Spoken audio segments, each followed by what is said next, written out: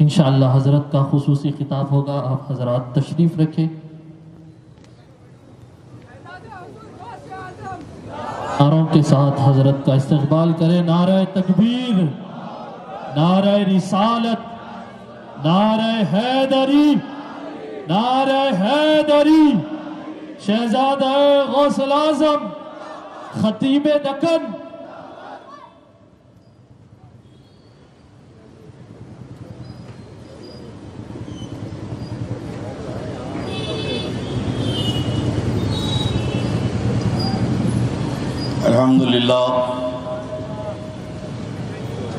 الحمدللہ الذی کفا وسلام علی عبادہ الذین اصطفیٰ، اما بعد، قال اللہ تعالی فی القرآن المجید والفرقان الحمید الی النبی الحبیب الکریم، اعوذ باللہ من الشیطان الرجیم، بسم اللہ الرحمن الرحیم، قل لا اسألکم علیہ اجرا الا المودۃ فی القربى، صدق اللہ مولانا العظیم وبلغنا رسولہ النبی الامین الکریم، ونحن علی ذلک لمن الشاہدین والشاکرین والحمد للہ رب العالمین۔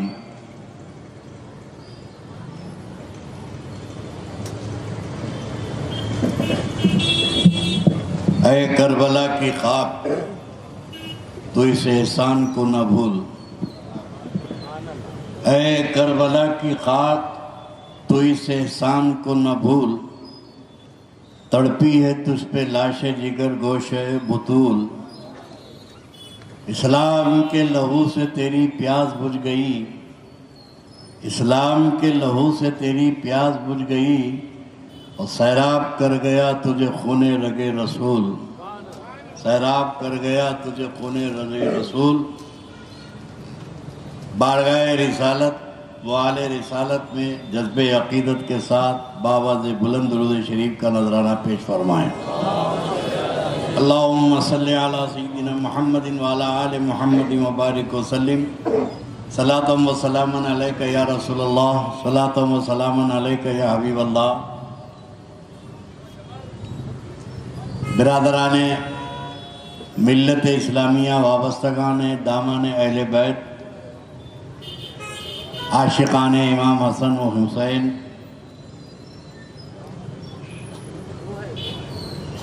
آپ کی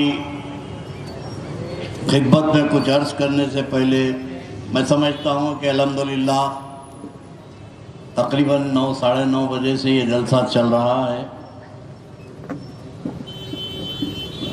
اور واقعی آپ کے عشق و محبت کی داد دینی پڑتی ہے۔ خدا کی قسم، کربلا میں اگر ہم ہوتے تو 72 نہیں ہوتے، امام حسین کے ساتھ یہ سارے غلام بھی ساتھ رہتے۔ کیا کریں کہ اس دور میں ہم پیدا ہوئے،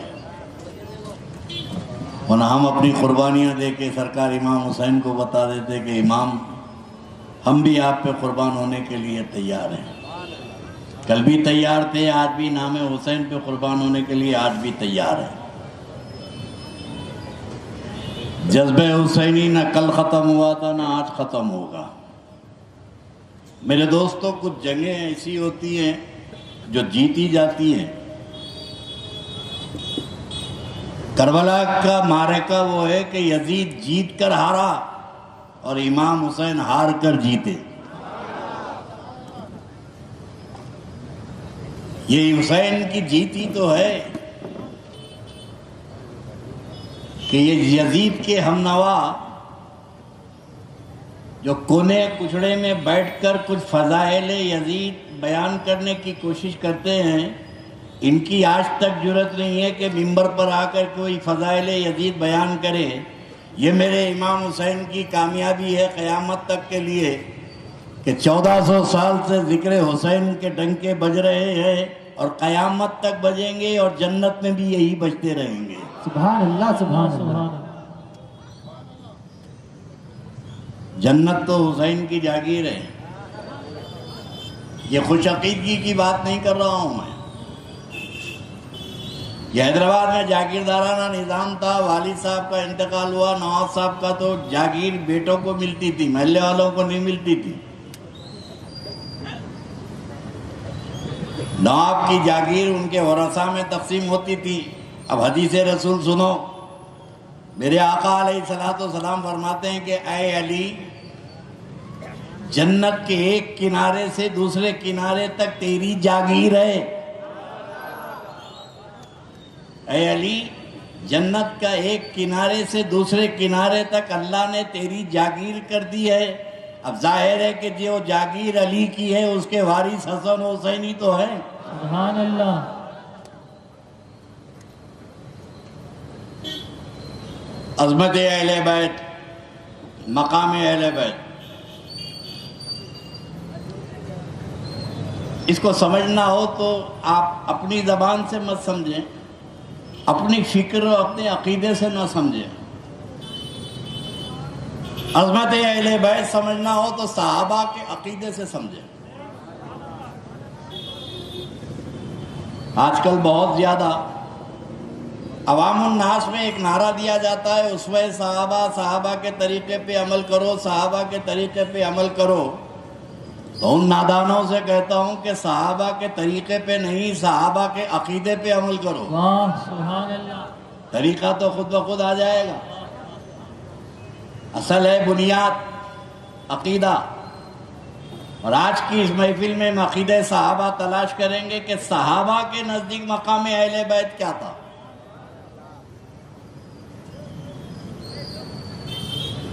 میرے دوستو، مجھ سے پیش رو مقررین کو آپ نے سنا کہ میرے آقا علیہ السلام کو کس قدر عشق و محبت تھا اپنے شہزادوں سے۔ صحابہ اکرام بھی اہل بیت کی دلجوئی کر کے رسول اللہ کی خوشنودی حاصل کرتے تھے۔ فطرت انسانی ہے نا بھائی۔ آپ کے دوست آپ کے گھر آئے اور آپ کا پوترا یا آپ کا بیٹا کھیل دیتے ہوئے ڈرائنگ روم میں آیا تو بچے کو لپٹا کے ماشاءاللہ ماشاءاللہ بہت پیارا ہے، کیا پڑھ رہے ہیں بیٹے، اس کو پیار کر رہے ہیں، اس کے گال کو تھپتھپا رہے ہیں، حالانکہ آپ کا کوئی تعلق ہی نہیں ہے، آپ کا کوئی تعلق ہی نہیں ہے، مگر دوست کا پوترا ہے، دوست کا نواسا ہے، آپ یہ بچے سے شفقت و محبت کر رہے ہیں اور آپ کا دوست آپ کی یہ حرکت سے محظوظ و خوش ہو رہا ہے۔ تو فطرت انسانی ہے کہ اولاد سے اگر کوئی کسی کی محبت کرتا ہے تو اس کے دادا اور نانا کو بے پناہ خوشی ہوتی ہے۔ تو صحابہ بھی جانتے تھے کہ اہل بیت سے محبت کا اظہار دل میں بھی کرو اور نبی دکھے تو نبی کے سامنے بھی کرو۔ واہ سبحان اللہ۔ اور یہی عمل صحابہ کا رہا کہ ہر وقت کوشش کرتے تھے کہ اہل بیت اطہار سے اپنی محبت کا اظہار کریں۔ اب وہی عمل تو آج صحابہ کا ہم کر رہے ہیں۔ وہ نبی کی محفل میں کرتے تھے اہل بیت سے محبت کا اظہار، ہم ذکر رسول کی مجلس میں کرتے ہیں اہل بیت کا اظہار۔ سبحان اللہ سبحان محبت اللہ۔ اہل بیت کا وہی طریقہ صحابہ کا ہم نے اپنایا ہے۔ مقام اہل بیت اگر سمجھنا ہے تو دیکھو میرے دوستو، حدیث شریف میں ایک صحابی رسول تھے جن کا نام تھا دحیہ کلبی، بہت خوبصورت تھے، بہت حسین و جمیل تھے۔ اب انگریزی زبان میں اپنے وقت کے بہت بیوٹیفل تھے۔ وہ صحابہ کی صف میں بہت خوبصورت تھے۔ وہ اکثر اللہ کے رسول علیہ السلام کے سامنے بیٹھا کرتے تھے، ملنے آتے تھے تو جبرائیل علیہ السلام، توجہ، جبرائیل علیہ السلام جب انسان کی شکل میں، کس کی بولیے، ڈریے مت، انسان کی شکل میں کون آتے تھے؟ جبرائیل۔ اور جبرائیل کی حقیقت نور ہے، جبرائیل نورانی مخلوق ہے۔ جبرائیل جب حضرت دحیہ کلبی کی شکل میں آتے اور اللہ کے رسول کے سامنے بیٹھے رہتے بات کرتے ہوئے تو دوسرے صحابہ کی جماعت سمجھتی تھی کہ یہ ہمارے بھائی داہیہ کلبی ہے. اللہ کے نبی جانتے ہیں کہ یہ داہیہ کلبی نہیں، یہ تو جبرائیل امین ہے. بولے یہاں عقیدہ اہل سنت آپ کو بتا دوں، ہمارا عقیدہ یہ ہے کہ نبی بشر ہیں، لباس بشر ہے، لباس بشر ہے، اور لباس سے حقیقت نہیں بدلتی. جبرائیل کی حقیقت نور ہے، لباس بشر میں آئے. انسان کی، بخاری کی حدیث ہے، انسان کی شکل میں آئے. تو یہ انسان کی شکل میں جو جبرائیل امین آئے تو ان کی حقیقت بدلی؟ بولو، یہ بشر بن گئے؟ نہیں، لباس بشر تھا. جبرائیل کی حقیقت نور ہے. تو یہ بدعقیدہ اہل حدیث سے ہم کہتے ہیں کہ ارے نادانو، جب جبرائیل لباس بشریت میں آنے کے بعد اب جبرائیل کی حقیقت نہیں بدلی تو میرے آقا کی حقیقت نور ہے، لباس بشریت میں آنے سے میرے نبی کی حقیقت کا بدل جائے. سبحان اللہ، سبحان اللہ. نعرہ رسالت، نعرہ رسالت.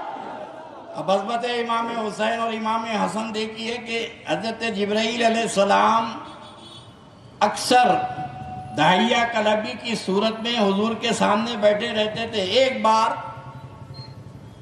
اللہ کے نبی علیہ السلام سے بات چیت کرتے ہوئے حضرت بیٹھے ہیں داہیہ کلبی. جبرائیل علیہ السلام اندر سے امام حسن و امام حسین دوڑے دوڑے آئے اور جبرائیل علیہ السلام کے گود میں بیٹھ گئے. اور تھوڑی دیر کے بعد دونوں شہزادے اٹھے اور جبرائیل علیہ السلام کے جیب میں ہاتھ ڈال کے، کوئی ادھر جیب میں ہاتھ ڈال رہے ہیں، کوئی کپڑے کے ادھر جیب میں ہاتھ ڈال رہے ہیں اور تلاش کر رہے ہیں.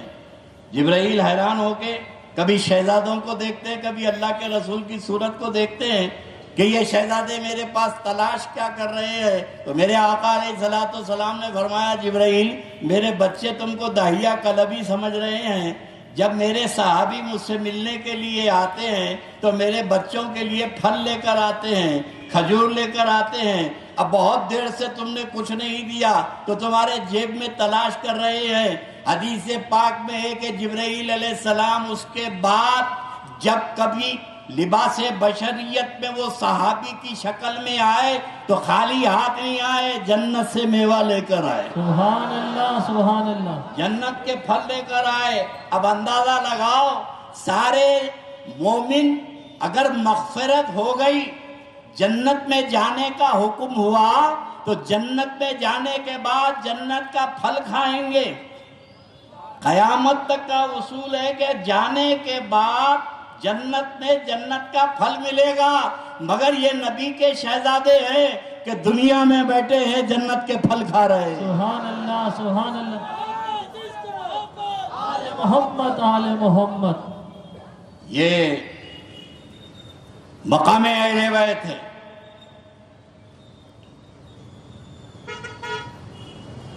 لوگوں کو ایک حدیث بہت یاد رہتی ہے، ایک چھلا کرا بھی تو یاد. 40 دن کے چھلے والے کو بھی یاد ہے، 2 مہینے کے چھلے والے کو. اب آج کل تو یہ بپا والوں کو بھی بہت یاد ہے. بپا بھی بہت بیان کر رہے ہیں. اللہ کے رسول علیہ السلام کے بعد وہ غلام باندیا ہے. مولا مشکل کشا نے سیدہ سے کہا کہ سیدہ جا کر کچھ غلام اور باندی لا لو تاکہ تمہارے گھر کے کام کاج میں ہاتھ بڑھ جائے. سیدہ فاطمہ گئیں، مالکنی، یا رسول اللہ بچے چھوٹے چھوٹے ہیں، کچھ غلام یا کنیز دے دیجئے میرے گھر کے کام کاج کے لیے.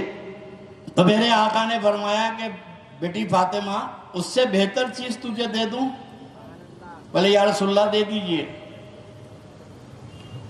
حضور نے فرمایا کہ 33 مرتبہ سبحان اللہ، یہ تسبیح فاطمی میرے نبی نے بتا دیا. سیدہ خوشی خوشی گھر واپس آ گئی. بات آئی گئی ہو گئی. اللہ کے نبی نے گھر کے کام کاج کے لیے کوئی غلام اور باندی نہیں دیے. لیکن حدیث شریف میں ہے کہ سرکار حضرت ابوبکر صدیق کی بیوی، اب جیسے میں نے کہا نا، اہل بیت کی خدمت کر کے رسول اللہ کو خوش کرنے کا جذبہ یہ صحابہ میں ان کے گھر والوں میں بھی تھا. حضرت سیدنا صدیق اکبر کی بیوی اسماء بنت امیس اکثر سیدہ کے گھر جا کر گھر کے کام کاج کیا کر دیتی تھی. رمضان کا مہینہ ہے، سخت ترین گرمی ہے. حضرت اسماء سیدنا صدیق اکبر کی بیوی سیدنا اسماء بنت امیس دیوار کے کنارے کنارے چھاؤں کے ذریعے سیدہ کے گھر پہنچی مالکنی کے، اور دروازہ کھٹکھٹایا. اندر سے کوئی جواب نہیں آیا تو بازو کھڑکی کے ذریعے پردہ ہٹا کر دیکھا تو اندر سے چکی پیسنے کی آواز آ رہی ہے.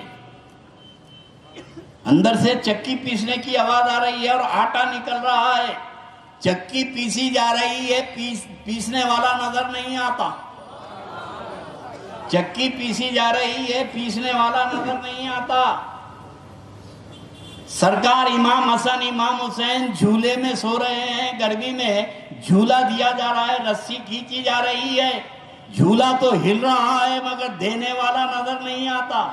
سبحان اللہ سبحان اللہ. یہ بہت دیر تک حضرت اسماء بنت امیس نے یہ منظر دیکھا اور دوڑی دوڑی اللہ کے نبی کے پاس آئیں.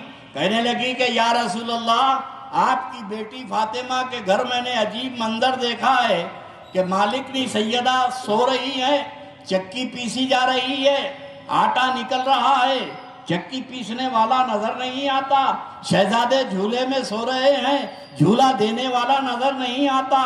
یہ ماجرا کیا ہے؟ تو اللہ کے نبی نے فرمایا کہ اسماء، میری بیٹی روزے سے تھک کر سو گئی تھی تو اللہ رب تبارک و تعالیٰ نے جبرائیل کو چکی پیسنے کے لیے بھیجایا ہے اور میکائیل کو جھولا دینے کے لیے بھیجایا ہے. سبحان اللہ سبحان اللہ. لبیک یا حسین، لبیک یا حسین. میرے نبی نے فرمایا فاطمہ، دنیا کے باندی اور غلام کیا کروں تجھے دے کر؟ میں نے تیرے گھر کی خدمت کے لیے سید الملائکہ کی ڈیوٹی لگا دی. واہ واہ واہ سبحان اللہ سبحان اللہ. جن کے گھر کی خدمت سید الملائکہ کرے ان کی عظمت کو یہ خارجی کتے سمجھیں گے؟ ان کی شان و عظمت کو. میرے دوستو، بات اتنی ہے. مقررین کہتے ہیں کہ یزید ہاتھ مانگا مانگا مانگا، حسین نے ہاتھ نہیں دیا. ہاتھ کی ویلیو تو سمجھو. اور آج کے تو نوجوانوں کو سمجھنا چاہیے، جو آ رہا اس کے ہاتھ میں ہاتھ دے رہے ہیں. کوئی یو پی سے آ رہا، کوئی بنگال سے آ رہا، ہاتھ میں ہاتھ دے دیے. تم یہاں ہاتھ دیے، انہیں وہاں ہاتھ دیا. کربلا میں امام حسین نے ہاتھ کی اہمیت کو بتایا. ہاتھ نہیں دوں گا، سر دے دوں گا، ہاتھ نہیں دے دوں گا، ہاتھ نہیں دوں گا.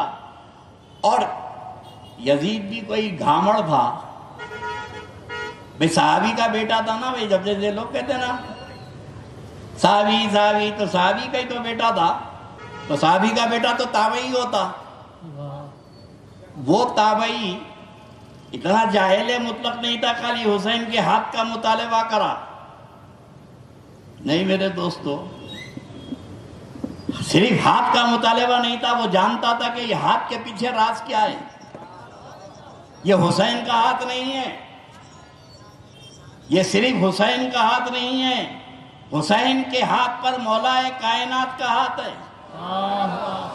حسین کے ہاتھ پہ مولا کائنات کا ہاتھ ہے، اور مولا کائنات کے ہاتھ پہ سرور کائنات کا ہاتھ ہے، اور سرور کائنات کے ہاتھ پہ خالق کائنات کا ہاتھ ہے. اللہ نعرے حیدری. یزید حسین کا ہاتھ نہیں مانگا، ساری کائنات، ساری خدائی مانگا.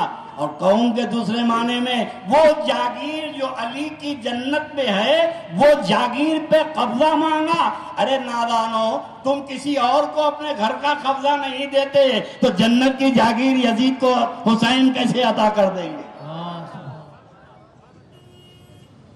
ہاتھ کے پیچھے اور امام کی زبان سے نکلا تھا سر دوں گا، ہاتھ نہیں دوں گا.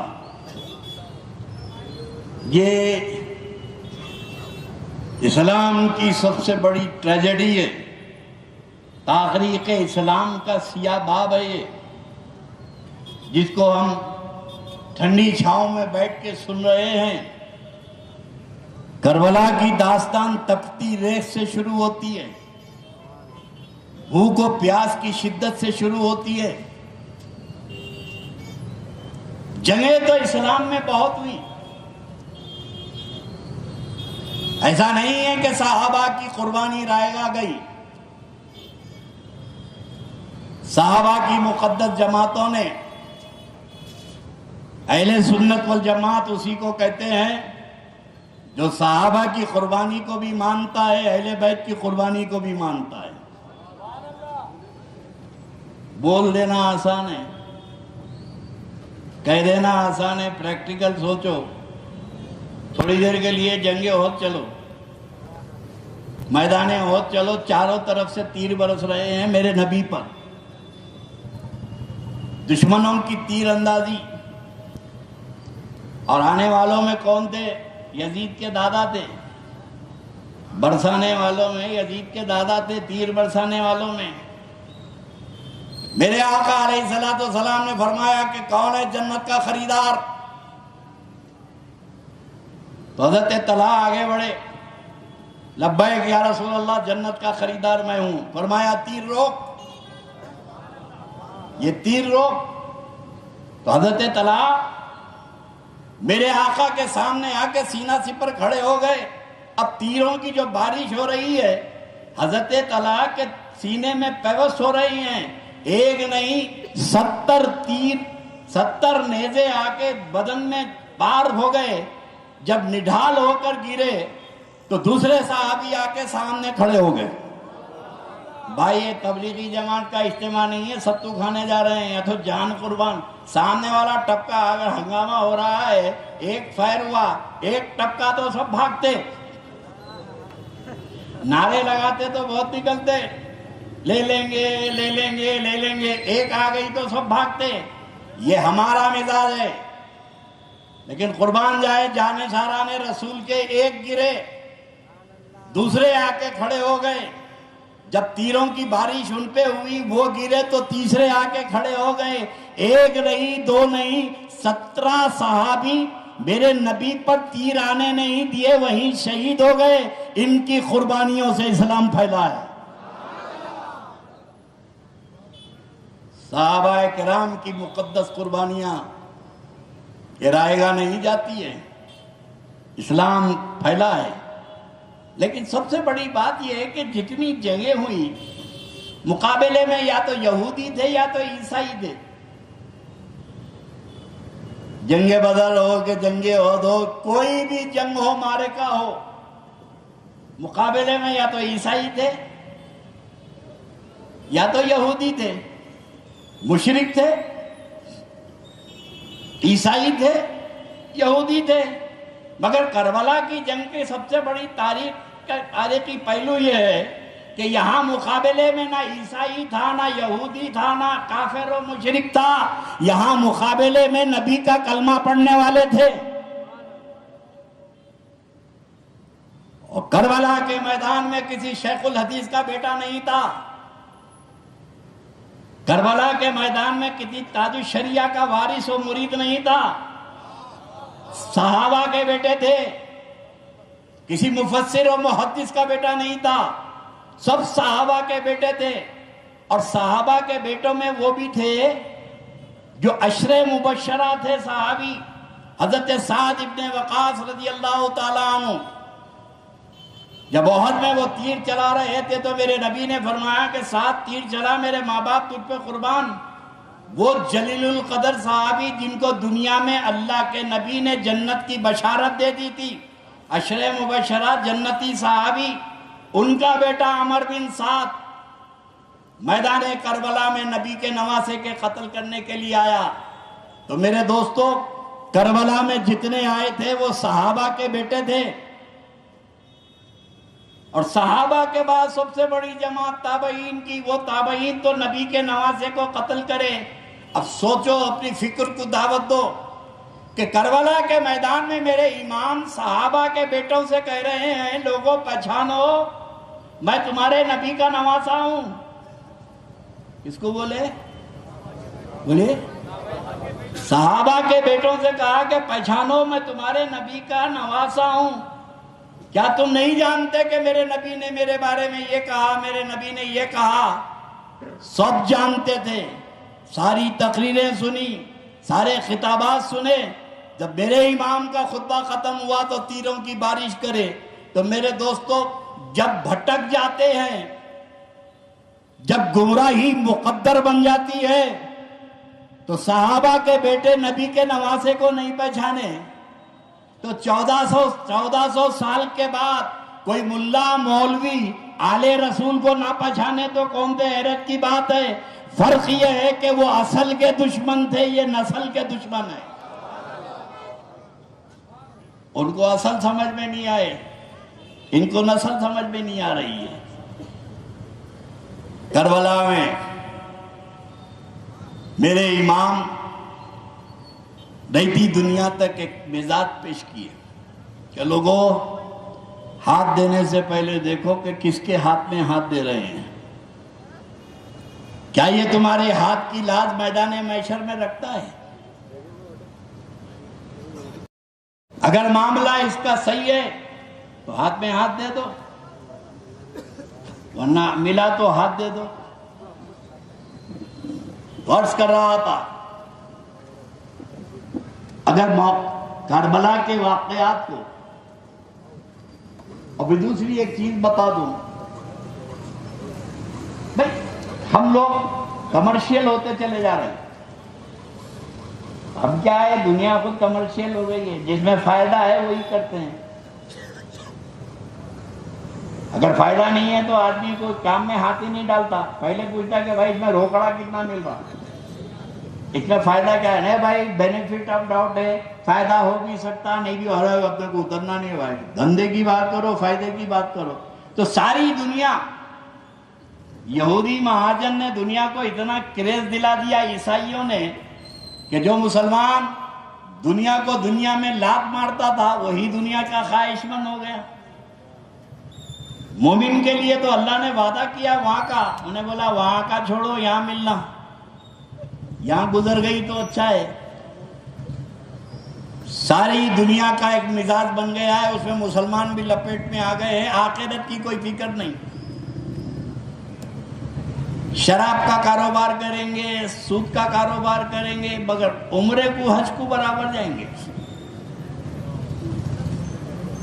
بیاج کا کاروبار ہے، سود کا کاروبار ہے۔ ابھی امام حسین گئے کہے کے لیے تھے؟ شریعت تو بچانے گئے تھے نا۔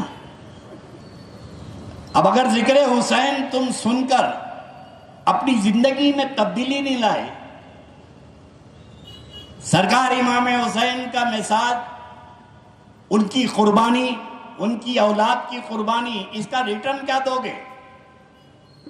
کل میدان محشر میں میرے حسین پوچھیں گے کہ میں نے اپنے خاندان کو قربان کیا نانا کی شریعت کو بچانے کے لیے، اے میرے نانا کے کلمہ پڑھنے والوں، بتاؤ کہ تم نے کیا کیا؟ کوئی ہے جواب؟ بھائی یہی جواب نہیں ہے تو وہاں کیا دیں گے؟ ذکر حسین کے بعد آپ کی زندگی میں تبدیلی آنا چاہیے۔ جو امام کی پسند ہے وہ آپ کی پسند ہونا چاہیے۔ امام یزید جو خرافات کر رہا تھا دمشق میں، شام میں بیٹھ کر، حرام و حلال میں فرق مٹا دیا، حلال کو حرام کرا، حرام کو حلال کرا، شراب خوری عام تھی۔ یزید کی شراب خوری کی اطلاع مدینے میں تھی۔ مدینہ شریف میں 1800 کلومیٹر ملک شام سے یزید کی شراب خوری، اس کی عیاشی، اس کی زناکاری کی اطلاع مدینے کے صحابہ کو تھے۔ فتح الباری لشرح البخاری میں حضرت عبداللہ ابن جابر روایت کرتے ہیں کہ یزید ناہنجار شرابی تھا، خالہ اور بہن و ماں کے ساتھ بدکاری کیا کرتا تھا۔ یہ صحابی رسول کا قول ہے۔ تو جب مدینے میں یہ چرچا عام تھا تو ملک شام میں نہیں معلوم تھا؟ اچھا نہیں معلوم تھا، بابا کو نہیں معلوم تھا بیٹا کیا کر رہا؟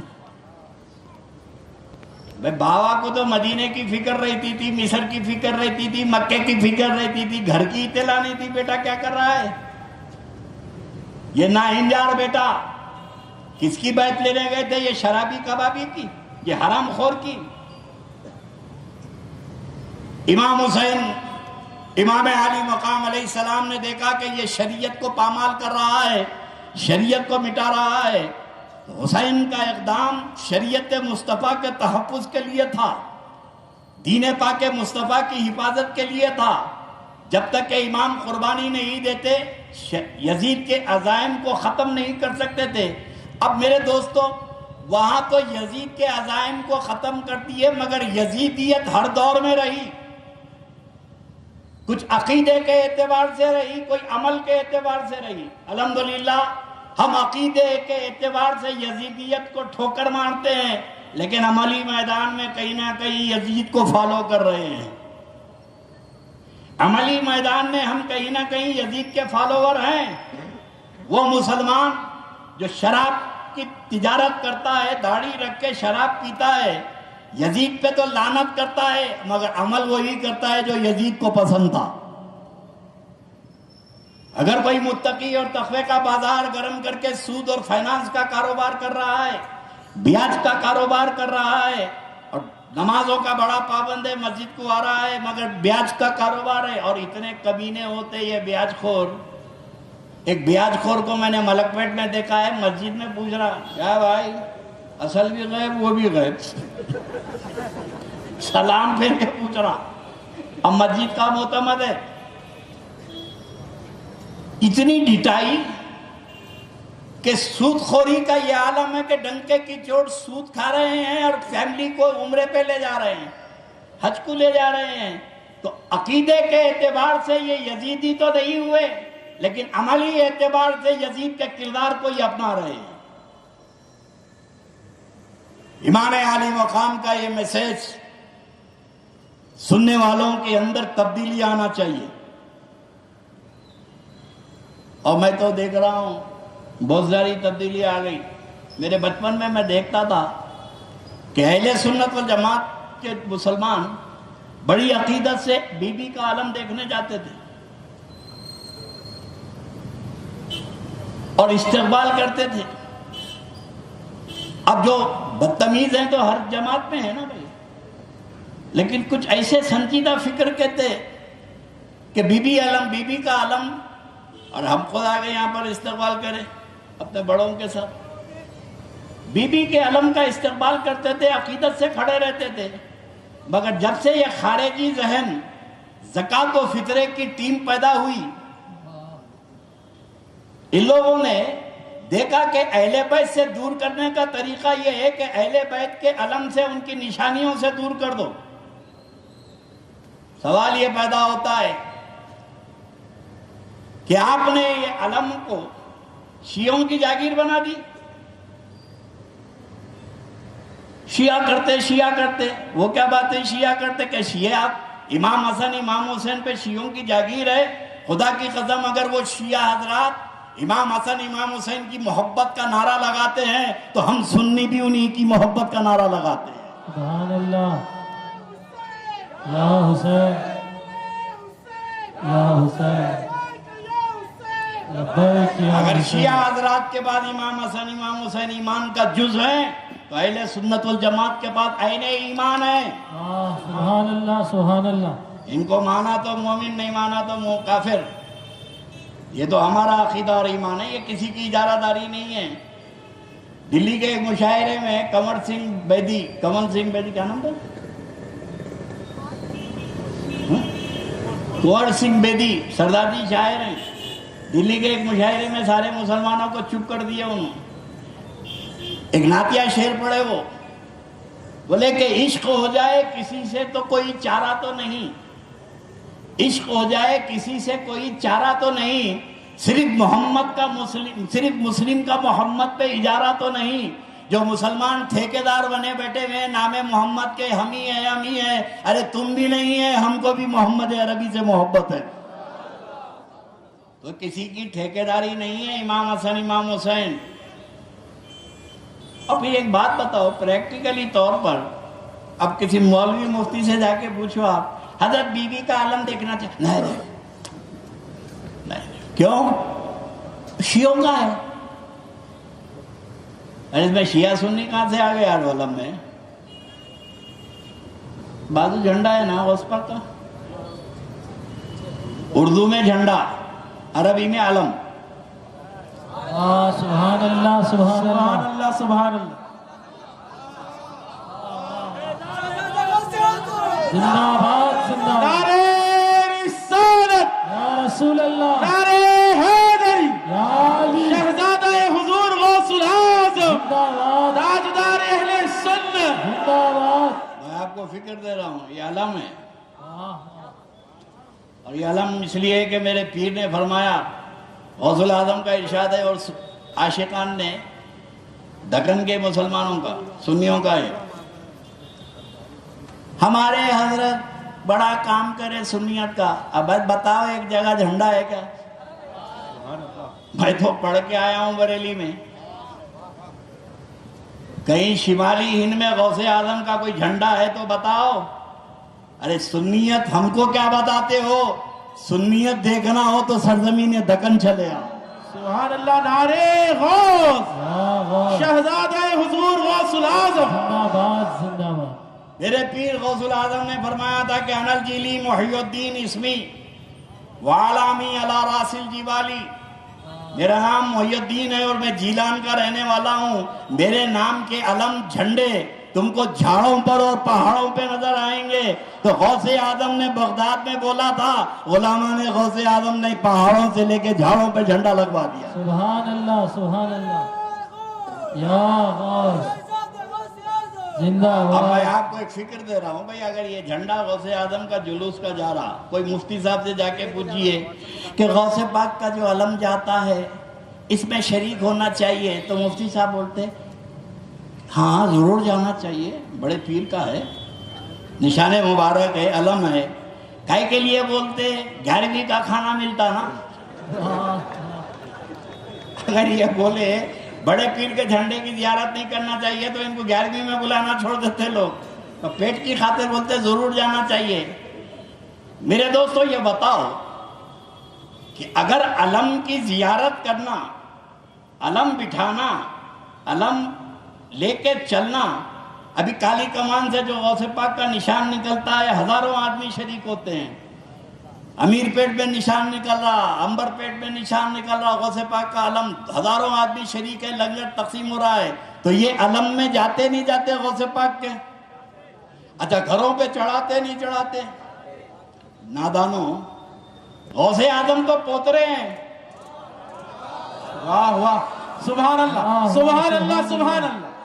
غوث العظم تو پوترے ہیں، ارے پوترے کے علم کی اجازت دینے والے دادی کے علم پہ روکتا کیوں ہے؟ نعرہ رسالت، رسول اللہ، نعرہ حیدری، یا علی، شہزادہ حضور غوث العظم، زندہ باد، شہزادہ حضور غوث العظم۔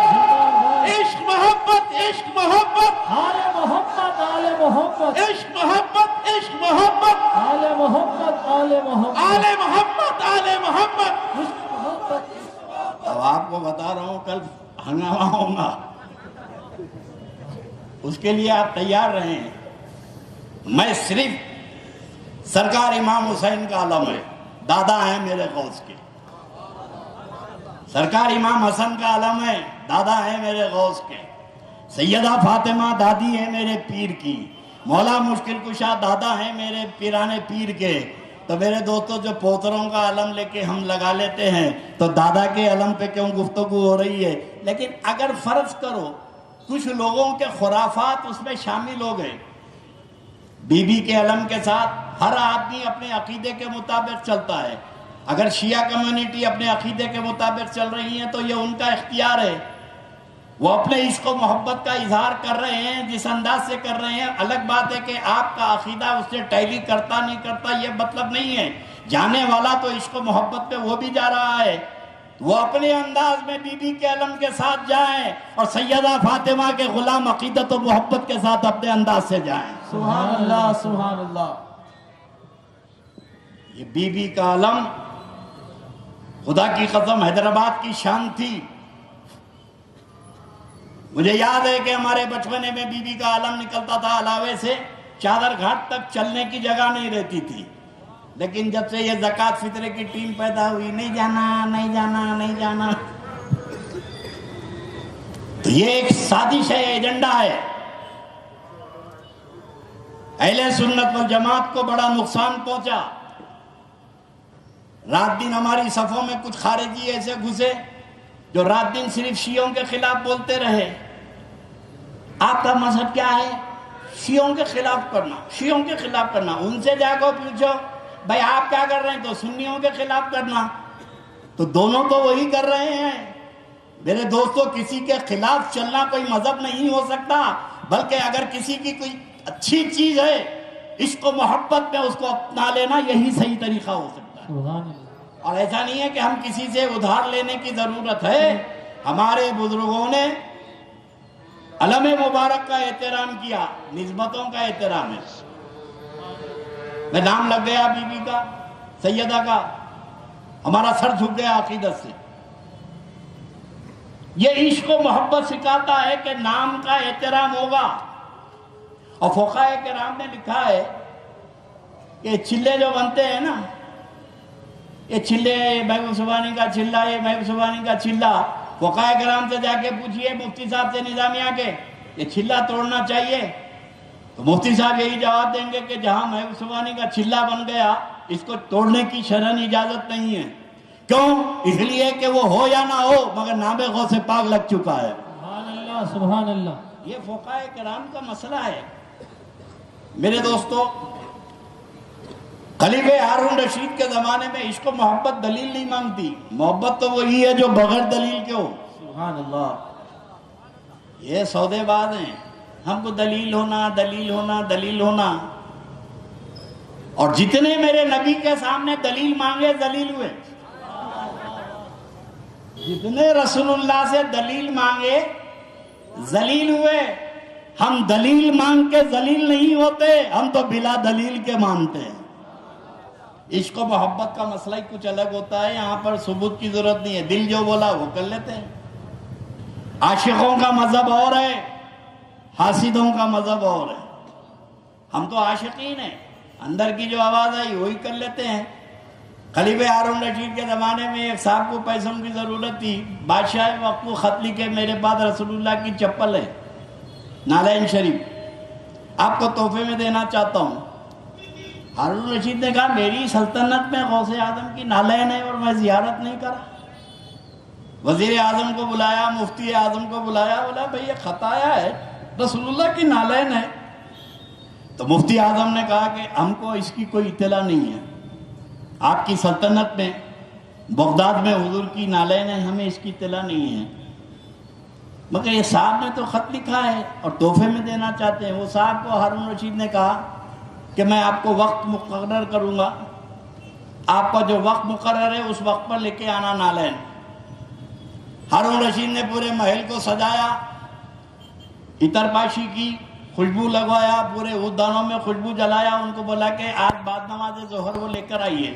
وہ صاحب صندوق سر پہ لگ کے آئے تو خلیفہ ہارون رشید باب الداخلے پہ قلعے کے باہر, محل کے باہر وہ صندوق کا استقبال کیا, سر پہ رکھا, خاندان کے ساتھ عمرہ, روسا, وزیر اعظم سب تھے. سر پہ رکھ کے لایا, ایک تخت پہ رکھا اور کھولا, صندوق کھولا تو نیو برانڈ چپل, نئی چپل. ہارون رشید نے دیکھا, اس چپل کو اٹھایا, اپنے آنکھوں سے لگایا, چوما, سر پہ رکھا اور درباریوں کو زیارت کرایا. اب وزیر اعظم چپل کو دیکھے, یوں دیکھ کے بادشاہ نے چوما ہے تو کس کی ہمت ہے نہیں چومنے کی, انہوں بھی چومے. جیسے ہارون رشید ہٹا تو بازو والے کو بولے مفتی اعظم بھی چومے، سارا دربار چوما۔ ہارون رشید نے وہ چپل کو سر پہ رکھا، صندوق میں رکھ کے کہا کہ یہ صاحب کو 1000 اشرفی نظر پیش کی جائے اور اس کو شاہی خزانے میں محفوظ کر دیا جائے۔ جب دربار خالی ہوا تو وزیر اعظم نے کہا کہ امیر المومنین جان کی پناہ چاہوں تو کچھ عرض کروں۔ بولو کیا بات ہے؟ بولے یہ رسول اللہ کی نالین نہیں ہے، یہ رسول اللہ کی چپل نہیں ہے۔ سرکار رسول اللہ کے زمانے میں ہمارے زمانے میں 400-450 سال کا فرق ہے، اور یہ چپل پہ تو 4 گھنٹے بھی نہیں گزرے۔ بازار سے خریدا، ڈبے میں لایا، لا کے چپکا دیا۔ اب اپنی زبان میں بولتے نا چورنا لگانا، یہ لا کے دے دیا۔ اگر آپ اجازت دو تو جس موچی کے پاس سے یہ لایا ہے اس کو ابھی برآمد کر لوں۔ تو خلیفہ ہارون رشید نے کہا وزیر اعظم میں جانتا ہوں یہ میرے آقا کی نالین نہیں ہے، میں بھی جانتا ہوں یہ میرے نبی کی نالین چپل نہیں ہے۔ بولے حضور جب آپ جانتے ہیں تو اس کو آنکھوں سے لگائے، اس کو چومے، سر پہ رکھے، یہ کیا معاملہ ہے؟ تو بولے وزیر اعظم میں جانتا ہوں کہ یہ میرے نبی کی نالین نہیں ہے، مگر لانے والے نے میرے نبی کا نام لگا دیا ہے۔ سبحان اللہ سبحان اللہ۔ تو میرا عشق و محبت اس بات کی اجازت نہیں دیتا کہ میں تحقیق کروں۔ اب میں چپل کی حفاظت نہیں کر رہا ہوں، نہ میں پاک مصطفیٰ کی حفاظت کر رہا ہوں۔ سبحان اللہ سبحان اللہ۔ تو یہ عشق و محبت کا مزاج الگ ہے میرے دوستو۔ خلیفہ ہارون رشید نے نام کا احترام کیا۔ اب سوچو بی بی کا علم، حضرت عباس کا علم، حسن کا علم، حسین کا علم۔ اب کوئی کسی کا کوئی عقیدہ ہونے دو، مگر لے جانے والوں نے تو ہمارے آقاؤں کا نام لگا دیا ہے۔ سبحان اللہ سبحان اللہ۔ بات اختتام کی منزل پہ پہنچا دوں۔ شروع میں نے آپ سے کہا تھا کہ ہم بڑے کمرشیل ہو گئے، اب اتنی رات بیٹھے ہیں آپ، اب پتہ نہیں کب سے بیٹھے ہیں عاشقین، ریٹرن بھی تو معلوم ہونا نا۔ بھئی آپ آئے، کھڑے رہے، بیٹھے، کھڑے رہ کے سن رہے، آپ کو فائدہ کیا ہے؟ خالی سن لے کے چلے گئے۔ آپ کے عشق و محبت کا ریٹرن کیا ہے؟ اس کا فائدہ تو معلوم ہونا چاہیے تاکہ آپ کو اطمینان ہو جائے کہ بھائی میری رات یاقوت پورہ بڑے بازار میں گزر گئی، میں بڑا مطمئن ہوں۔ میدان محشر میں جب تنگ دامنی ہوں گی، اعمال کی پرسش ہوں گی، جب دفتر اعمال میں کوئی عمل نہیں ہوگا تو عاشقین کا عمل تولا جائے گا، چاہنے والوں کا عمل تولا جائے گا۔ تو اس وقت رسول پاک کی بارگاہ میں اتنا ہی تو عرض کر سکتے ہیں کہ یا رسول اللہ زندگی میں کچھ کیے نہیں کیے ہم کو یاد نہیں ہے، مگر آپ کے نواسے کی محبت میں ایک رات ہم جاگے ہیں۔ تو آج کا جاگنا مقدر کو جگا دے گا، اور یہی ریٹرن ہے۔ عشق و محبت جو ہے یہ صلہ دیتی ہے۔ میرے دوستو کوئی بھی عمل خاتمہ بالخیر کی گارنٹی نہیں دے سکتا۔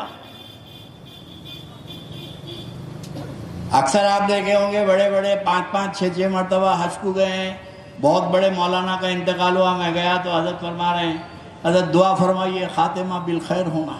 ارے پوری زندگی حدیث قرآن پڑھاتے گئے، اب پرابلم کیا ہے؟ 5 حج کو جا کے آئے، حضرت دعا کیجیے خاتمہ ایمان پر ہونا۔ بھائی ڈر کا ہے؟ بھائی اتنے مدرسے بنایا، اتنے مولویوں کو پالا، دارالحدیث بنا دیا، یہ بنا دیا، وہ بنا دیا، پرابلم کیا ہے؟ اتنی نمازیں پڑھ رہا ہے، تجھے ڈر کیا ہے؟ تیرا خاتمہ ایمان پر نہیں ہوگا؟ بولے کوئی عمل خاتمہ ایمان پر ہونے کی گارنٹی نہیں دیتا، کیونکہ جتنا بڑا نمازی ہوگا اتنا بڑا شیطان بھٹکانے کو آئے گا۔ مرتے وقت شیطان کا جو حملہ ہوگا بڑے بڑے لٹکے رہیں گے۔ شیطان جو وقت اخیر گمراہ کرنے کے لیے آئے گا نزا کی کیفیت میں، نماز ہے وہیں کھڑی ہے، روزہ ہے وہیں کھڑا ہے، عبادتوں کے انبار ہیں وہیں کھڑے ہیں۔ اب نہ کوئی عبادت اسے بچانے آ رہی ہے، نہ کوئی روزہ اسے بچانے آ رہا ہے، تناع ہے اور شیطان کا شر ہے، شیطان شر بتا رہا ہے۔ اور آدمی کو گمراہ کرنے کے لیے بوقت نزا جب جھانکنے کا عالم ہوتا نا، بہت بھیانک ہوتا ہے. ایک بات بتا دوں, عام آدمی بھی جانکنی کے عالم میں رہتا, 4 دن سکرات میں رہتے. بیٹے سے پوچھے بابا کیسے ہیں بھائی, پہلے بولتا تھا دعا کیجئے دعا کیجئے. حضرت بابا کیسے دعا کیجئے؟ 8 دن کے بعد بول رہا حضرت دعا ہو, کچھ کرم ہو جانا, نہ آر ہو رہے نہ پار ہو رہے. 8 دن لڑ گئے تو بیٹے کی حالت خراب ہو گئی. اب ٹپکے تو دوسرے کام کرنا نا.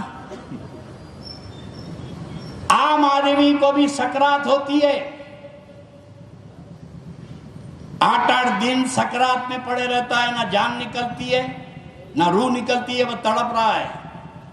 اللہ کے ولیوں کو بھی سکرات ہوتی ہے,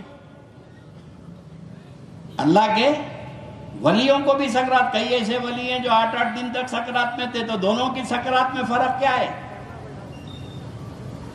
2 جملوں میں اپنی بات بیچ میں آ گئی تو تم کو بتا دوں. عام آدمی اس کی روح لطیف ہے, ہر ایک کی روح لطیف ہے. گناہوں کی وجہ سے اس نے روح کو کمزور بنا دیا. انسان کا جسم کثیف اور روح لطیف. اب عام آدمی کی روح چھوڑنا چاہ رہی, جسم پکڑ لیا, جانے نہیں دے رہا. روح پکڑ لی, روح نکلنا چاہتی ہے, جسم چھوڑنا نہیں چاہتا. اب اسی کشمکش میں کبھی 5 دن کبھی 8 دن ہو گئے.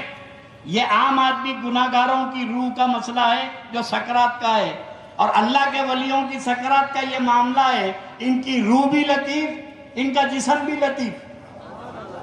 ان کی روح بھی لطیف, ان کا جسم بھی لطیف. روح نکلنا چاہتی ہے, جسم ساتھ میں اڑ جانا چاہتا ہے. اور اسی کشمکش کا نام اللہ کے ولیوں کی سکرات ہے. اسی جنگ ہے کہ روح چاہتی ہے جسم رہ جائے, اور جسم چاہتا ہے روح کے ساتھ اڑ جائے. تو میرے دوستو, سکرات میں تو سب کو رہنا ہے, اور عام آدمی تو یہ ہے کہ گناہگاروں کی روح کا تو یہ عالم ہے کہ قرآن پاک میں اللہ فرماتا ہے کہ کیف اذا توفتم الملائکۃ یضربون وجوہہم وادبارہم.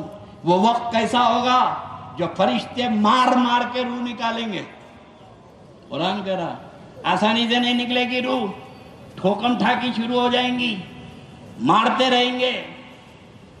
لیکن یہاں پر بھی عاشقوں کا مسئلہ یہ ہے, قربان جائے عاشقوں کا مذہب ہی الگ ہوتا ہے. بات یہ بیچ میں رکھ لیں, بتا دوں. ایک بزرگ اللہ کے نبی کو خواب میں دیکھے, دیدار ہوا, اور دیدار ہوا تو اللہ کے رسول سے پوچھے کہ یا رسول اللہ, قرآن پاک میں اللہ تعالیٰ فرماتا ہے کہ روح نکلتے وقت تکلیف ہوں گی, اذیت کے ساتھ روح نکالے جائے گی. اور حدیث شریف میں ہے کہ روح نکالتے وقت ایسی تکلیف ہوگی جیسے ریشم کے کپڑے کو ببول کے جھاڑ پہ ڈال کر کھینچو تو جیسے ریشم کا کپڑا تار تار ہو جاتا ہے, اتنی تکلیف سے روح نکالی جائے گی.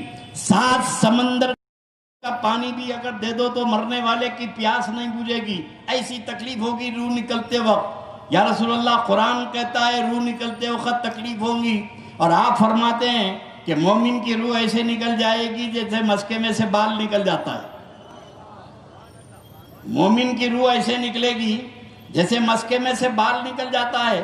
قرآن کہتا ہے کہ تکلیف سے نکلے گی, کلام اللہ کہتا ہے تکلیف سے نکلے گی, اور حدیث رسول اللہ کہتی ہے کہ آرام سے نکل جائے گی. حضور دونوں میں تدابق کیا ہے, مطابقت کیسے پیدا ہوں گی؟ تو میرے آقا علیہ الصلوۃ والسلام نے بشارے میں فرمایا خواب میں, سورہ یوسف پڑھ, سورہ یوسف پڑھ. یہ نیند میں سے بیدار ہوئے عالم تھے, سوال تو علمی کرے تھے اللہ کے نبی سے. نیند میں سے اٹھ کے وضو کرے, وضو کر کے قرآن شریف میں سورہ یوسف پڑھتے رہے. رات بھر پڑھے, جواب نہیں ملا. دن بھر پڑھے, ہفتوں پڑھے, جواب نہیں ملا. اس وقت کے بڑے بڑے شیخ الحدیث, مفتی, مفکر اسلام, بڑے بڑے لوگوں سے جا کے بغداد میں پوچھے. اب ظاہرے کو زمانے میں تو علمی ماحول تھا, کون بچا ہوں گا جس سے پوچھے, ہر ایک کو خواب بتائے. اب بولے کہ اللہ کے نبی نے کہا سورہ یوسف پڑھ, جواب نہیں ملا. زندگی سے عاجز آ گئے کہ میرے سوال کا جواب کسی مولانا مولوی کے پاس نہیں ہے. تو کسی نے کہا ارے نادان, جس کا جواب کہیں نہیں ملتا اسے غوث الاعظم کے پاس ملتا ہے. سبحان اللہ. وہ بڑے پیر پیرانے پیر کے پاس آئے، اپنا خواب بیان کرے کہ خواب میں نے اللہ کے نبی سے کہا کہ اللہ کا کلام کہتا ہے روح نکلتے وقت تکلیف ہوں گی، اور میرے آقا آپ فرماتے ہیں کہ روح آسانی سے نکل جائے گی مومن کی، میرے عاشق کی، جیسے مسکمے سے بال نکل جاتا ہے۔ حضور سورہ یوسف پڑھا میں، اللہ کے نبی نے کہا سورہ یوسف پڑھو، میں پڑھ رہا ہوں، ملتا نہیں جواب۔ میرے آقا غوث الاعظم نے فرمایا پڑھ، میرے سامنے پڑھ، اور سورہ یوسف پڑھے۔ ایک مقام پہ آئے تو میرے آقا غوث الاعظم نے فرمایا رک جا، تیرے سوال کا جواب یہیں پر، تیرے سوال کا جواب یہیں پر ہے۔ بولے کہاں پر ہے؟ تب سورہ یوسف میں یہ ہے کہ یوسف علیہ السلام کی محبت میں زلیخا اتنی گرفتار ہو گئی تھی، نہ شوہر کا خیال، نہ عزت کا خیال، نہ معاشرے کا خیال، بس صبح سے شام تک یوسف یوسف یوسف یوسف، بس بیٹھی تھی یوسف۔ تو مصر کی عورتیں بولی ارے شرم کر بڈھی، ایسے کیسے عاشق ہو گئی یوسف کی جو صبح سے شام تک تیرے کو یوسف ہی کا ذکر کرتے رہتی ہے؟ آخر ہے کیا یوسف میں، ہے کیا یوسف میں؟ تو زلیخا نے کہا الفاظ نہیں ہیں بتانے کے لیے، دیکھو تو معلوم ہو جائے۔ تو لے کے بتاؤ۔ اہتمام ہوا، مصر کی عورتیں آئیں، محل میں بیٹھی، اور سب کے ہاتھ میں زلیخا نے لیمو اور چھری دے دی، یہ چھری اور لیمو پکڑ لو۔ کیا ہے؟ بولے جب یوسف سامنے آئے تو میں کہوں گی کہ لیمو کاٹو تو لیمو کاٹ دینا۔ عورتوں نے کہا کیا مسئلہ ہے، کاٹ دیں گے۔ اب پردے کے پیچھے یوسف علیہ السلام نقاب ڈالے ہوئے، عورتوں کے ہاتھ میں لیمو اور چھری۔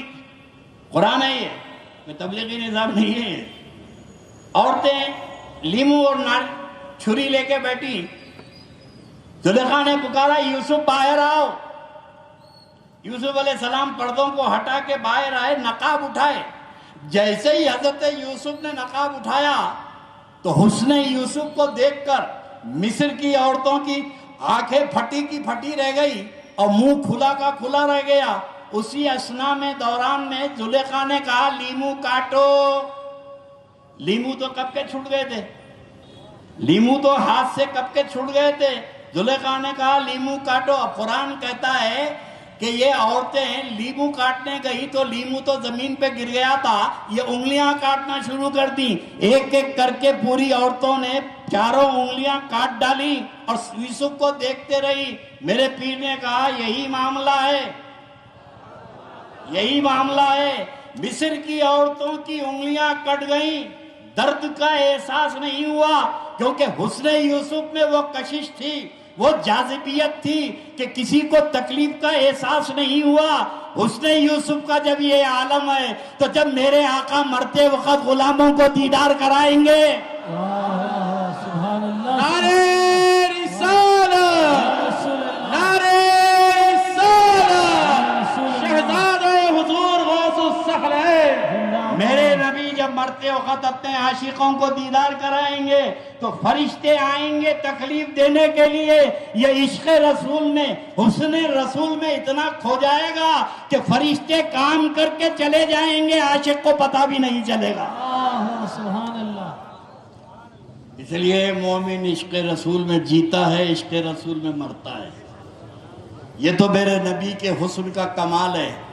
مگر ہم غلاموں کے لیے میرے آقا نے بڑی خوشخبری سنائی۔ آج کی تقریر کا خلاصہ اور آج کی بیٹھک کا ریٹرن کمرشیل ہو نا، اب یہاں چاہیے وہاں چاہیے، بولو بھائی، بہت کم لوگ بول رہے ہیں۔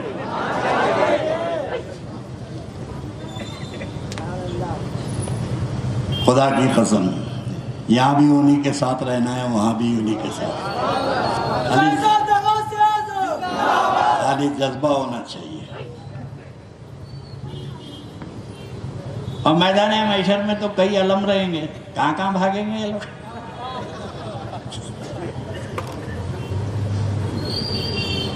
پیغمبروں کی سب میں سب سے بڑی سب میرے نبی کی ہوں گی، اور صحابہ کی سب میں سب سے بڑی سب مولا مشکل کشا کی ہوں گی۔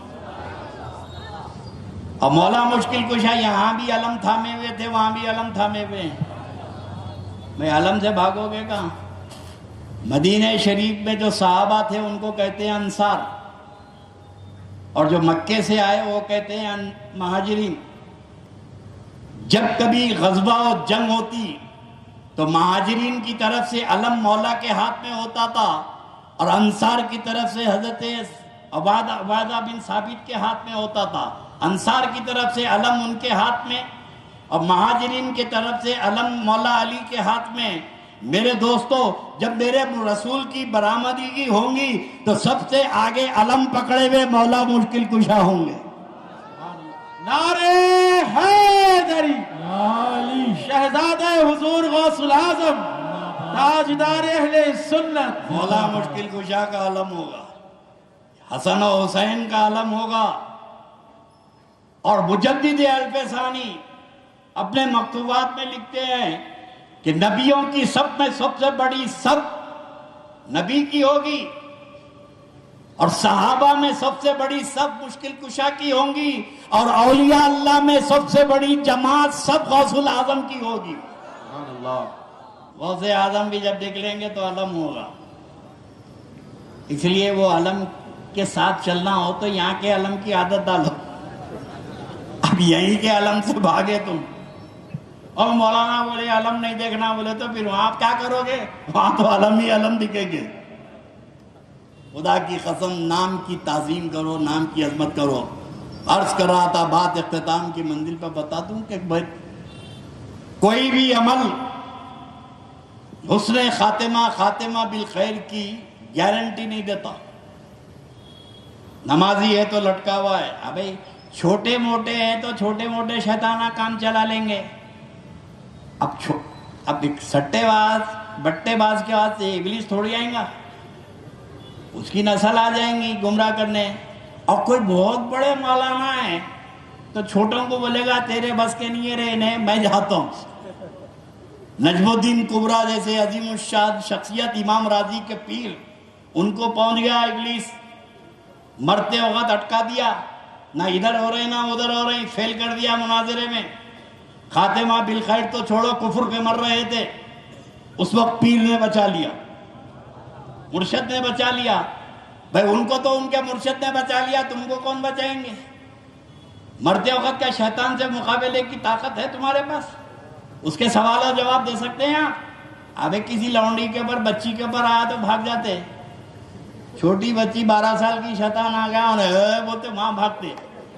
یہاں کے شیطان کسی پہ آ گیا تو برداشت نہیں کر سکتے، مرتے وقت آ گیا، پہلے سے ہوا خراب، جانکری کا علم، ایسے وقت میں سب باغ دکھاتا ہے شیطان۔ مرتے وقت تو کوئی صورت نہیں ہے مومن مرنے کی، اور اصل چیز ہے مومن۔ خبر میں سوال جواب ہوگا۔ اب اصل تبلیغی جماعت والے بھی مسجدوں میں لکھ کے لگاتے ہیں نا، بروز محشر کے جہاں کو داس بوت اولی پرسش نماز بوت۔ اللہ صاحب قیامت میں سب سے پہلے نماز کا سوال کریں گے، کن سے؟ NTR سے، چندرا بابو نائیڈو سے۔ بھائی کس سے سوال ہوگا؟ نماز کا سوال کہ جگن موہن سے ہوگا، KCR سے ہوگا؟ نماز کا سوال مومن سے ہوگا، اور مومن سے سوال اس وقت ہوگا جب مومن مرے گا۔ واہ، سبحان اللہ، سبحان اللہ، سبحان مومن سے اللہ۔ سوال اس وقت ہوگا جب مومن مرے گا۔ جب مرتے وقت ہی مومن نہیں مرے گا تو نماز کا سوال کہاں ہوگا؟ فرشتے قبر میں آ کے سوال و جواب کہاں کریں گے؟ ان کا ہی کینڈیڈیٹ ہے، پوچھنے کا کیا تعلق ہے؟ نہ سوال کا جواب دیا نہ کچھ دیا، ٹپک گیا تو سیدھا تو انہیں جا رہا جہنم میں۔ مگر کوئی عمل بچانے کے لیے وقت نزا نہیں آ سکتا۔ سکرات میں مومن بے بس ہو جاتا ہے۔ اللہ کے نبی سے اگر کوئی پوچھے یا رسول اللہ بچنے کی کوئی صورت آپ نے نہیں بتائی، شیطان جیسا مردود شر کی قوت اپنی طاقتوں کے ساتھ مومن کے ایمان پہ ڈاکہ ڈالنے آ رہا ہے، پوری زندگی ستایا تو ستایا، مرتے وقت بھی پیچھا نہیں چھوڑ رہا ہے، اب آ کے نئے نئے باغ دکھا رہا ہے، ایمان سے ہٹا رہا ہے۔ تو یا رسول اللہ زندگی میں مہلت ملی تو قضا کر لیے، نماز میں بھلایا تو قضا کر لیے، روزہ میں بھلایا تو قضا کر لیے، ہر چیز کی قضا کا تو وقت ملا، مرتے وقت کون سا وقت ہے کہ ہم اس سے کیسے بچیں؟ تو میرے آقا نے فرمایا کہ میرے عاشقوں، میں نے تمہاری نجات کا انتظام کر دیا، میں تمہاری بخشش کی صورت نکال دیا۔ فرمایا یا رسول اللہ کیا صورت ہے؟ تو فرمایا کہ اب سنو، الا من ماتا حب آل محمد ماتا مومنا، جو میری آل کی محبت میں مرے گا، چاہے زندگی میں کچھ کرے یا نہ کرے، مرے گا تو کلمہ پڑھ کے مرے گا۔ نعرہ رسالت، رسول اللہ نعرہ حیدری، عشق محبت، عشق محبت، آل محمد آل محمد عشق محبت، عشق محبت، آل محمد آل عشق محمد محبت، عشق محبت۔ آل محمد آل محمد۔ آج کے اس جلسے میں اتنے اطمینان سے جاؤ کہ بخشش کا سہارا مل گیا، سبحان اللہ۔ اور میرے نبی کا عاشق، اہل بیت کا وفادار ایڑیاں رگڑ کے نہیں مرے گا، تڑپ تڑپ کے نہیں مرے گا۔ میرے نبی فرماتے ہیں کہ اللہ من ماتا حب آل محمد ماتا مطمئنہ، جو میری آل کی محبت میں مرے گا وہ مطمئن مرے گا، بہت اطمینان کی موت آئے گی اس کو۔ یہ تو غلاموں کو خوشخبری ہے، ان خارجی کتوں کے لیے بھی فرمایا الا من ماتا بغض آل محمد ماتا کافرہ، جو میری آل کی دشمنی میں مرے گا، چاہے کتنا بڑا عالم ہو جائے، مرے گا تو کافر ہو کے مرے گا۔ نعرہ حیدری، نعرہ حسینیہ۔ حسین اللہ آپ کو سلامت رکھے اور یہ جذبہ حسینی کو سلامت رکھے۔ کربلا کی تاریخ پھر عالم میں دہرائی جا رہی ہے۔ میں نہیں کہتا کہ یہاں کا مسئلہ ہے وہاں کا مسئلہ ہے، مسلمانوں کا تو ہر طرف کا مسئلہ ہے۔ دنیا کے کسی خطے میں بتاؤ کہ مسلمان خوش ہیں؟ مصر میں تباہی ہے، عراق میں تباہی ہے، ایران میں پریشانی ہے، پڑوسی ملک پریشان حال ہے، جہاں دیکھو۔ اور یہ سعودیوں کو، کویتیوں کو، قطر والوں کو اپنی فکر کرنا چاہیے، مگر اب تک پروموٹ کر رہے ہیں، اپنی تباہی کو دیکھنے رہے ہیں، لوگوں کے عقیدے کو تباہ کرنے کے لیے خارجیوں کو چھوڑے ہوئے ہیں۔ محرم کا مہینہ آیا، بکواس شروع ہو گئی۔ باغ جہارا میں آج سے 25 سال پہلے میں تقریر کر کے جا رہا تھا، دن میں جلسہ تھا، تو آگے گیا تو لوگ شربت پلا رہے تھے، تو بچوں کو کس کو معلوم کس کو دینا کس کو نہیں دینا۔ ایک بڑی داڑھی والا جا رہا تھا، چھوٹے بھائی کا پیجامہ، بڑے بھائی کا کرتا، بچے کیا کرے، اس کو شربت دے دیے، چھوٹے بچے تھے، اب اتر کے بچوں سے لڑا، ہم کو شربت دیتے، ہم کو دیتے، ادھر سے 4 آدمی جمع ہوئے، ادھر سے، بھلے یہ علاقہ سینسیٹیو ہے، لوگ سمجھتے شیعہ سنی چھڑ گئی جب، تو اور بھنگامہ ہوا تو میں بھی گاڑی روک کے پوچھا کیا بات ہے بھائی؟ بولے تو حضرت وہ شربت دیے تو جھگڑا کرنے آ رہا ہی نہیں، شربت پلائے تو میں بولا ادھر آؤ بھائی، ارے بھائی کہیں کا جھگڑا کر رہے، نہیں پینا ہے تو مت پیو، چلے جاؤ۔ نہیں ہم کو دیے کیسا؟ ابے تیری پیشانی پہ لکھا ہوا ہے کس کو دینا کس کو نہیں دینا، بچے دے شربت دے دے رہے، پی لے۔ بولے حرام ہے، بولے حرام ہے، ہم نہیں پیتے، بولے۔ اب میں بھی گاڑی سے اتر گیا، نہیں پیتا تیری مرضی ہے بھائی، شکر کا پیشنٹ ہوں گا، ڈائبیٹکس ہوں گا، اب حرام بولے تو بولا بھائی اب یہاں تو اپنے کو اترنا ہی ہے۔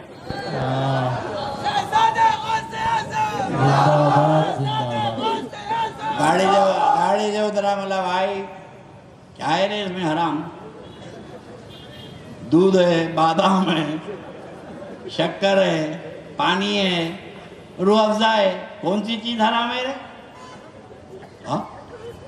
ابھی میتھمیٹکس کا اصول ہے پلس پلس پلس، جمع کی جمع ہوتی، اتنے جائز جمع ہوئے، اتنے شکر جائز، دودھ جائز، بادام جائز، پانی جائز، اور یہ روح افزا جائز، یہ 6 جائز ملے تو ناجائز کیسے ہوگا؟ کامن سینس بھی نہیں مانتی۔ تو بولے مولانا آپ کو معلوم ہے ہم لوگ کیوں حرام بولتے ہیں؟ بولا ہاں بتاؤ بھائی کیوں بولتے ہیں؟ غیر اللہ کا نام لگ گیا تو اس لیے حرام ہے۔ اچھا تو غیر اللہ کا نام لگ گیا تو چیز حرام ہو جاتی، ہمارے پاس غیر اللہ کا نام لگ جانے سے حرام ہو جاتی ہے. بولے تیرے بابا کا نام کیا ہے؟ واہ تیرے بابا کا نام کیا ہے؟ بولے میرے بابا کا نام عبد الرحمان ہے. بولے نام لگ گیا نا, تو بھی حرامی ہوگا کیا؟ نام تو لگ گیا نا. نام لگ جانے سے کوئی چیز کیسے حرام ہو جائے گی یارو؟ اور بڑی پریشانی ہو رہی. کرنول والے تنگا بھدرا کا پانی پیتے, وجے واڑا والے کرشنا کا پانی پیتے, بنارس والے گنگا کا پانی پیتے, انہوں جمنا کا پانی پی رہے ہیں, کوئی تاپتی کا, کوئی کون سی ندیوں کا پانی پی رہے ہیں, گوداوری کا, اس کا. اور یہ سارے ندیاں ہندو دیوی دیوتاؤں کے نام سے, سارے ندیاں ہندو دیوی دیوتاؤں کے نام سے ہیں. کیا یہ کرشنا کا پانی حرام ہو جائے گا؟ گوداوری کا پانی حرام ہو جائے گا؟ سرسوتی کا پانی حرام ہو جائے گا؟ گنگا کا پانی حرام ہو جائے گا؟ ارے عقل کے اندھو, جب ہندو دیوی دیوتاؤں کا نام لگنے سے دریا کا پانی حرام نہیں ہوتا, تو نبی کے نواسے کا نام لگنے سے شربت کیسے حرام ہو جائے گا؟ نعرہ رسالت, یا رسول اللہ, نعرہ رسالت, یا رسول اللہ, تاجدار اہل سنت, زندہ باد, شہزادہ حضور غوث العظم. زندہ باد, زندہ باد. اپنی صفوں میں خارجیت کو روکو. اس دور کا سب سے بڑا فتنہ خارجی فتنہ ہے. میں انشاءاللہ پھر کبھی موقع ملے گا تو خارجیت کے چہرے سے نقاب. اور میں ہمارے شیعہ حضرات سے, ذاکرین سے میرا ادباً معروضہ ہے. ایسا نہیں ہے کہ ہم کوئی کلین ہیں نہیں, ہماری صفوں میں بھی بہت سارے خارجی گھس گئے ہیں, اور آپ کی صفوں میں بھی بہت سارے وسیم رضوی گھس گئے ہیں. بے شک بے شک, آپ کی صفوں میں بھی بہت سارے وسیم رضوی آ گئے ہیں جو ہندوستان کے شیعہ سنی اتحاد کو پارا پارا کرنا چاہتے ہیں. یہ اپنے امام باڑوں میں ہیں, ہم اپنے جلسوں میں مصروف ہیں. نہ ان سے ہمارا لینا دینا شیعوں سے, نہ شیعوں کا ہمارے سے لینا دینا. مگر یہ سعودی عرب اور قطر و بحرین, یہ کویت مل کر شیعہ سنی محاذ کو گرم کرنا چاہتے ہیں. میں ذاکرین سے مطالبہ کرتا ہوں, اپنی صفوں کے غداروں کو آپ سنبھالو, ہماری صفوں کے غداروں کو ہم سنبھالو.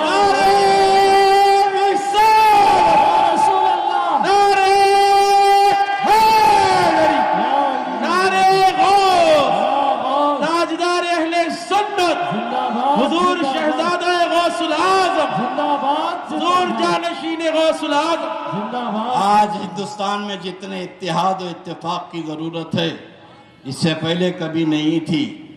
ابھی ایک دوسرے کے خلاف نزول آزما رہیں گے, صفارائی کریں گے, تو خدا کی قسم مٹا دیے جاؤ گے, تمہارا نام نشان نہیں رہے گا. اپنی صفوں میں اتحاد پیش کرو, متحد ہو جاؤ. کسی اور کے نام پہ اتحاد ہو یا نہ ہو, حسن و حسین کے نام پر متحد ہو جاؤ.